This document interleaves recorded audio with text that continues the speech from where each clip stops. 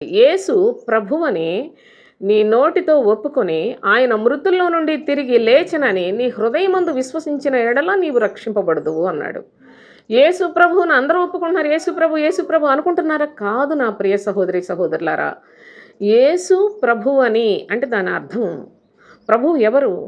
యేసుక్రీస్తు చనిపోయి తిరిగి లేచిన తర్వాత అపోస్తులు మొట్టమొదటి ప్రకటనలోనే మీరు సిలువ వేసిన ఈ యేసునే దేవుడు ప్రభువుగాను క్రీస్తుగాను నియమించను అని చెప్పాడు. కనుక ఈనాడు యేసునందలి భక్తి మీకు లాభకరంగా ఉంది, క్షేమకరంగా ఉంది, బాగుంది, కష్టాలు పోయాయి అని చెప్పేసి సంతోషించి మేము దేవుని నమ్ముకున్నాం, మేము రక్షణ పొందామని చెప్తున్నారేమో, చాలా పొరపాటు పడుతున్నారు.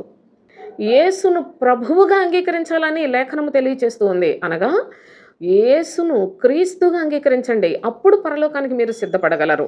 అప్పుడే మీ శరీరంలో ఉన్న సమస్త దురాశలు, శరీర స్వభావం అంతా కూడా చచ్చిపోతుందండి. క్రీస్తు మీలోకి వచ్చే అంత వరదాకా మీ జీవితాలలో లోకస్తుల్లాగే బ్రతుకుతారు. దేవుని నమ్ముకున్నప్పటికీ లోకస్తుల్లాగే బ్రతుకుతారు.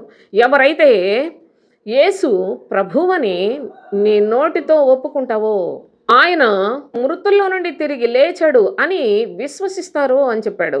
అనగా నీ యొక్క హృదయంలో నీవు ప్రభువు చనిపోయి తిరిగి లేచాడని నమ్మినట్లయితే నీవు కూడా నీ శరీరాశలన్నిటినీ చంపుకొని బాప్తిస్మము పొందినప్పుడే నేను ప్రభువుతో చనిపోయాను అని హృదయంలో విశ్వసించి ఆత్మ కొరకే జీవించినట్లయితే అప్పుడు మాత్రమే మనం రక్షించబడతాం.